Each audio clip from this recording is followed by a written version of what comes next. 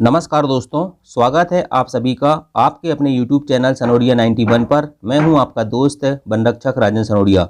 देखिए दोस्तों, आज के इस वीडियो में हम पढ़ने वाले हैं सभी प्रतियोगी परीक्षाओं के लिए वेरी मोस्ट इंपॉर्टेंट जीके के सवाल। ठीक है, ये अभी लेटेस्ट पूछे गए सवाल है दोस्तों, जो विभिन्न कॉम्पिटिशन एग्जाम में पूछे गए हैं और आगे भी इनके पूछे जाने की पूरी संभावना बनती है। तो आइए शुरुआत करते हैं क्वेश्चन नंबर 1 से। क्वेश्चन नंबर 1 है, सिंहल निम्न में से किस देश की राजभाषा है? मैं आपको एक चीज बता देना चाहता हूं दोस्तों कि आजकल ऑनलाइन एग्जाम हो रहे हैं। ठीक है, विभिन्न शिफ्टों में एग्जाम हो रहे हैं, तो क्वेश्चन की जो संख्या है एग्जामिनर का करता है आजकल ओल्ड क्वेश्चन पेपर से ही क्वेश्चन उठाता है और उसी से रिलेटेड क्वेश्चन आपको क्या करता है, वो छाप देता है। ठीक है, तो आपको क्या करना है, ओल्ड क्वेश्चन पेपर के साथ साथ दोस्तों यदि आप किसी किताब से पढ़ रहे हैं तो वो भी पढ़ें, लेकिन old question paper latest question जो आते हैं उन पर विशेष ध्यान देना है आपको। ठीक है, चलिए शुरुआत करते हैं। क्वेश्चन नंबर 1 है, सिंहल निम्न में से किस देश की राजभाषा है? 4 ऑप्शन दिए हुए हैं, नेपाल, म्यांमार, भूटान और श्रीलंका। तो सिंहल दोस्तों याद रखना कहाँ की राजभाषा है? श्रीलंका देश की राजभाषा है। ऑप्शन नंबर डी इसका सही जवाब होगा। आपके 10 में से कितने क्वेश्चन सही होते हैं दोस्तों, लास्ट में कमेंट करके जरूर बताना, और वीडियो पसंद आएगा तो वीडियो को लाइक जरूर करना। सिंहल याद रखना दोस्तों श्रीलंका की राजभाषा है। अच्छा, नेपाल की राजभाषा क्या है? नेपाल की राजभाषा है नेपाल से नेपाली। नेपाल की राजभाषा क्या है? नेपाली है। म्यांमार की राजभाषा क्या है? म्यांमार का पुराना नाम क्या था दोस्तों? बर्मा था। ठीक है, तो म्यांमार की जो राजभाषा है याद रखना वो बर्मी है। क्या है? बर्मी। म्यांमार का पुराना नाम बर्मा और उसकी राजभाषा क्या हो जाएगी? बर्मी हो जाएगी। सबसे मोस्ट इंपॉर्टेंट है दोस्तों, भूटान की राजभाषा क्या है? तो भूटान की राजभाषा मैं आपको बता रहा हूं, भूटान की राजभाषा याद रखना जोंग खा है। क्या है? जोंग खा। ठीक है, जोंग जोंग जोंग खा। ठीक है, जोंग खा दोस्तों याद रखना, ये कहाँ की राजभाषा है? भूटान की राजभाषा है जोंग खा। ठीक है, इंपॉर्टेंट है, याद रखना। और सिंहल कहाँ की राजभाषा है? श्रीलंका की राजभाषा है। नेक्स्ट क्वेश्चन देखते हैं, क्वेश्चन नंबर 2। क्वेश्चन नंबर 2 क्या कह रहा है? विश्व का सबसे बड़ा टमाटर उत्पादक देश कौन सा है? तो विश्व का सबसे बड़ा टमाटर उत्पादक देश कौन सा है दोस्तों? याद रखना, विश्व का टमाटर में देखिए दोस्तों सबसे बड़ा उत्पादक देश है चाइना। ठीक है, ऑप्शन नंबर सी इसका सही उत्तर होगा। विश्व का सबसे बड़ा टमाटर उत्पादक देश है चीन। अच्छा, भारत का पूछ ले तो भारत का याद रखना टमाटर उत्पादन में दूसरा स्थान है विश्व में। ठीक है, पहले स्थान पर कौन है? चीन है। दूसरे स्थान पर कौन है? हमारा भारत है। ठीक है, अच्छा, चावल का सबसे ज्यादा उत्पादन कहां पर होता है? तो याद रखना चावल का सबसे ज्यादा उत्पादन भी चीन में होता है। ठीक है, अच्छा, मक्का का कहां होता है? अमेरिका में होता है। दूध उत्पादन में किसका प्रथम स्थान है? अब याद रखना हमारे भारत का दोस्तों याद रखना विश्व में प्रथम स्थान है दूध उत्पादन में। अच्छा, जो कॉफी है, कॉफी कहां सबसे ज्यादा होती है? तो कॉफी दोस्तों याद रखना ब्राजील में होती है। ठीक है, चलिए नेक्स्ट क्वेश्चन देखते हैं, क्वेश्चन नंबर 3। सुंडा जल डमरू मध्य किस समुद्र को हिंद महासागर से जोड़ता है?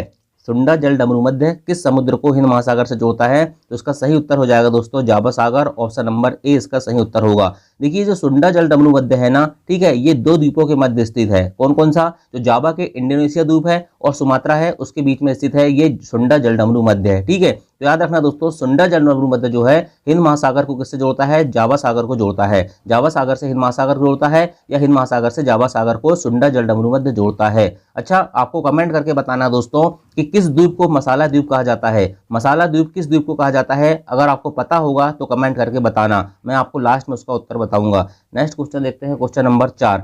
पर्यावरण संरक्षण अधिनियम कब पारित हुआ था? ठीक है, वेरी मोस्ट इंपॉर्टेंट क्वेश्चन दोस्तों। ठीक है, एनवायरमेंट से भी क्वेश्चन आते हैं। पर्यावरण संरक्षण अधिनियम कब पारित हुआ था? तो याद रखना 1986 को। ऑप्शन नंबर डी इसका सही उत्तर होगा। 1986 में पर्यावरण संरक्षण अधिनियम बनता है और संविधान के अनुच्छेद 253, कौन सा? अनुच्छेद 253 में दोस्तों याद रखना, अनुच्छेद 253 के तहत पर्यावरण संरक्षण अधिनियम लाया गया और इसकी स्थापना होती है 19 नवंबर 1986 को। कब होती है? 19/11/1986 को पर्यावरण संरक्षण अधिनियम पारित होता है। नेक्स्ट क्वेश्चन देखते हैं, क्वेश्चन नंबर 5।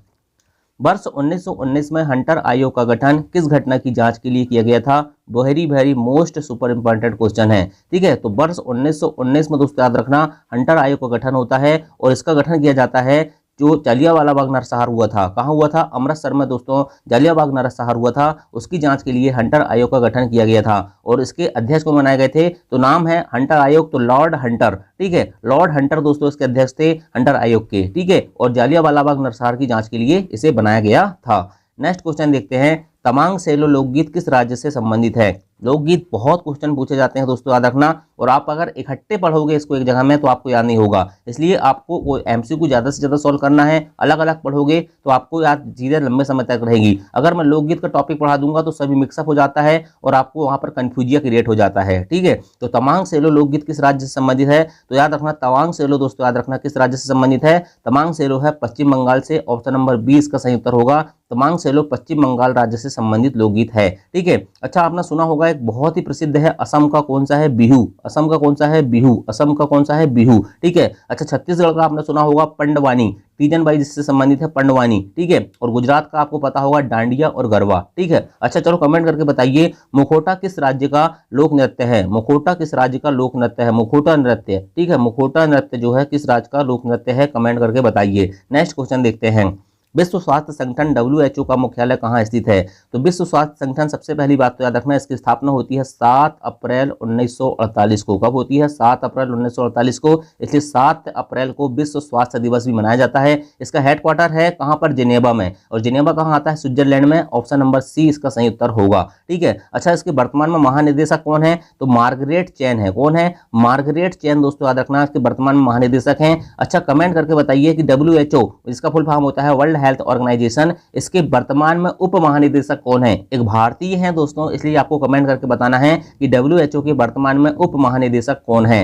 नेक्स्ट क्वेश्चन देखते हैं, क्वेश्चन नंबर 8, खरीफ और रबी की फसलें क्रम से किस मौसम में उगाई जाती हैं, तो खरीफ मतलब क्या होता है और रबी मतलब क्या होता है। रबी मतलब दोस्तों याद रखना, रबी मतलब होता है गेहूं, ठीक है। गेहूं जिस टाइम में बोई जाती है, गेहूं हो गया, गेहूं के साथ चना हो गया, ठीक है, सरसों हो गया, मटर हो गया, ये कब बोई जाती हैं, ये बोई जाती हैं कब, सर्दी में, ठीक है। और खरीफ मतलब जो अभी मौसम आने वाला है जिसमें धान बोया जाएगा, सोयाबीन बोई जाएगी, मक्का बोया जाएगा, ये होता है बरसात के समय में, ठीक है। तो खरीफ की फसलें बरसात में और रबी की फसलें सर्दी में बोई जाती हैं। ऑप्शन नंबर ए इसका सही उत्तर होगा। नेक्स्ट क्वेश्चन देखते हैं, राष्ट्रीय ग्रामीण आजीविका मिशन NRLM का नाम बदलकर किस वर्ष अंत्योदय दीनदयाल योजना कर दिया गया था, ठीक है। तो इसका याद रखना दोस्तों, जो राष्ट्रीय ग्रामीण आजीविका मिशन है इसका नाम बदलकर अंत्योदय दीनदयाल योजना कब कर दिया गया, 2015 में कर दिया गया, ठीक है। उस समय भारत के प्रधानमंत्री मनमोहन सिंह थे, ठीक है। और 2015 में इसका नाम बदलकर क्या कर दिया गया, इसका नाम कर दिया गया क्या, दीनदयाल अंत्योदय दीनदयाल योजना, ठीक है। और इसकी स्थापना कब हुई थी, तो 2011 में हुई थी, मनमोहन सिंह के समय में। 2011 में इसकी स्थापना होती है राष्ट्रीय ग्रामीण आजीविका मिशन की, ठीक है। चलिए लास्ट क्वेश्चन है आज का, महामंदी अमेरिकी इतिहास की सबसे बड़ी आर्थिक मंदी थी, यह किस वर्ष शुरू हुआ, ठीक है। ऐसे क्वेश्चन नहीं बनते हैं और ऐसे क्वेश्चन भी एग्जाम में आते हैं, ठीक है। तो याद रखना दोस्तों, महामंदी अमेरिकी इतिहास की सबसे बड़ी आर्थिक मंदी थी और ये स्टार्ट होती है कब, 1929 में। ऑप्शन नंबर ए इसका सही उत्तर होगा। क्या हुआ था, अमेरिका का जो शेयर मार्केट था उसके गिरने के कारण क्या हुआ था, इतिहास की सबसे बड़ी आर्थिक मंदी क्रिएट हुई थी कहां पर, अमेरिका में, 1929 में, ठीक है। 1929 में और 1930 भी कहीं कहीं इसका सही आंसर होता है, ठीक है। तो याद रखना दोस्तों, ये होगा आपके जीके के 10 क्वेश्चन। 10 में से आपके कितने क्वेश्चन सही हुए हैं, क्लास कैसी लगी आपको कमेंट करके बताना है। वीडियो अच्छा लगा होगा दोस्तों तो एक मोटिवेशन के लिए एक कमेंट जरूर करना, क्लास के बारे में जरूर लिखना। थैंक यू, जय हिंद, जय भारत।